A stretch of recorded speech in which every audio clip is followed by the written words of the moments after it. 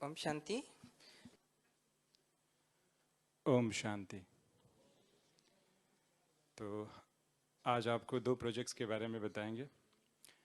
पहला प्रोजेक्ट जो है ये एक इंटरनेशनल प्रोजेक्ट है और इसको शॉर्ट में मैंने नाम यहाँ पे दिया हुआ है। यहाँ पे इसका नाम है ब्रह्मा प्रोजेक्ट। और इस प्रोजेक्ट का उद्देश्य है ब्रह्मा बाबा को प्रत्यक्ष करना, बाबा को प्रत्यक्ष करना। क्योंकि अगर ब्रह्मा बाबा प्रत्यक्ष होंगे तो ब्रह्मा बाबा से कौन कनेक्टेड है? तो इनडायरेक्टली शिव बाबा की भी प्रत्यक्षता हो सकती है। तो ये ऐसे इसका एम हम लेके चल रहे हैं कि बाबा के बारे में लोगों को जानकारी मिले। और इस प्रोजेक्ट में क्या होने वाला है कि सैटेलाइट इमेजरी, सैटेलाइट्स के थ्रू भारत का इमेज और भारत में कहाँ कहाँ ब्रह्मा जी की पूजा होती है।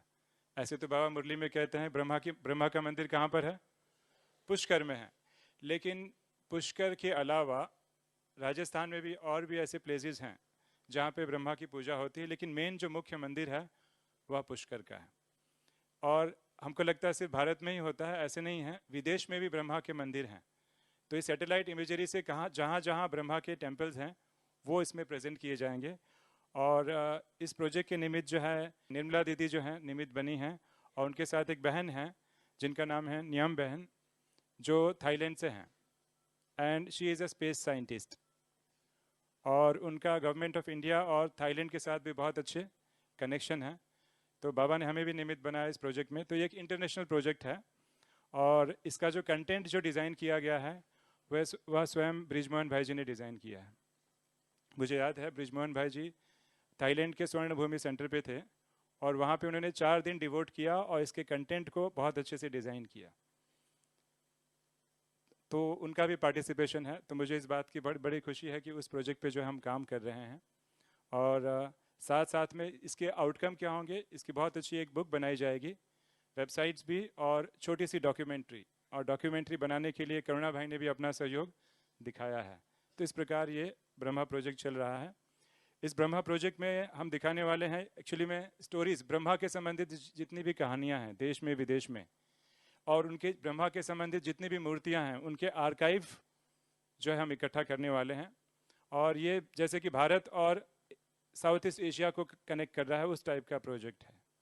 इसका टाइटल में ही बहुत सारी चीज़ें आती हैं, जैसे फाइनाइट ट्रूथ, इनफाइनाइट वैल्यूज़, और ब्रह्मा की भक्ति का इम्पैक्ट क्या है, ब्रह्मा की जो भी आराधना होती है उसके बारे में चर्चा की जाएगी। और ब्रह्मा के संबंधित कौन कौन से स्पिरिचुअल मूवमेंट्स हैं, जैसे ब्रह्मा कुमारी का पूरा फाउंडेशन किसके ऊपर है? नाम ही शुरुआत में ब्रह्मा है। तो इस प्रकार बाबा की बातों का भी परिचय जो है ब्रह्मा के संबंधित इस प्रोजेक्ट में जो है दिया जा सकता है। और साथ ही साथ ब्रह्मा के संबंधित जितने भी जो मेमोरी कनेक्टिविटी है, कहानियाँ हैं, साथ साथ में ब्रह्मपुत्र शब्द आता है, ब्रह्मास्त्र शब्द का प्रयोग किया गया है, उनका भावार्थ क्या है उसको भी इस बुक में इंक्लूड किया जाएगा। तो डायरेक्टली या इनडायरेक्टली हम ब्रह्मा बाबा को प्रत्यक्ष करने में का ये जो है ये प्रोजेक्ट है। और जैसे एग्जाम्पल के तौर पे आप देख रहे हैं सामने किसकी मूर्ति है? ये ब्रह्मा की मूर्ति है। पुष्कर बाबा जो मुरलियों में याद करते हैं ना, पुष्कर में ब्रह्मा की मूर्ति है। थोड़ा और भी क्लियर फोटो आप सामने देख रहे हैं। और यह है पुष्कर टेम्पल, पुष्कर का वो मंदिर और वो तालाब जहाँ पे मेला लगता है हर वर्ष। लेकिन हमको लगता है कि ब्रह्मा का यादगार केवल भारत में ही है, लेकिन भारत में ही नहीं विदेश में भी है। ये थाईलैंड में जो है टेम्पल है जहाँ पे हजारों लोग आते हैं और ब्रह्मा जी की पूजा करते हैं। थाईलैंड में जो कि बुद्धिस्ट कंट्री है, बेसिकली देखा जाए बुद्धिज्म का ज़्यादा है प्रभाव है।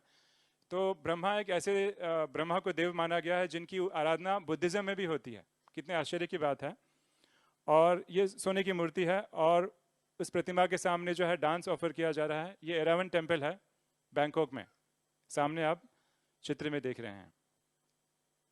और ये सोने की प्रतिमा, साथ में कंबोडिया में भी जो है ब्रह्मा की प्रतिमा पाई गई है। तो इस प्रकार देखें तो साउथ ईस्ट एशिया, इंडिया और विदेशों तक में ब्रह्मा का यादगार है। आज भी जब कुछ बात होती है तो आमतौर पे लोग कहते हैं कि भाई ये तो बाबा आदम के ज़माने की चीज़ है। लोग ऐसे यूजुअली फ्रेज यूज़ करते हैं, मतलब बाबा आदम का ज़माना बहुत पुराना था। तो बाबा आदम कहें एडम का है, मैं समझता हूँ, या सेंटा क्लॉज क्रिश्चियन सेलिब्रेट करते हैं देखा जाए, तो मैं समझता हूँ शिव बाबा की उपासना सब धर्मों में होती है, लेकिन शिव बाबा के बाद जो नेक्स्ट नंबर आता है ना, वो ब्रह्मा बाबा का आता है। इसलिए हम देख रहे हैं हर धर्म में ब्रह्मा की कहीं ना कहीं डायरेक्टली या इनडायरेक्टली आराधना है। तो इस प्रकार ये प्रोजेक्ट इस बात को कवर करता है। ओम शांति।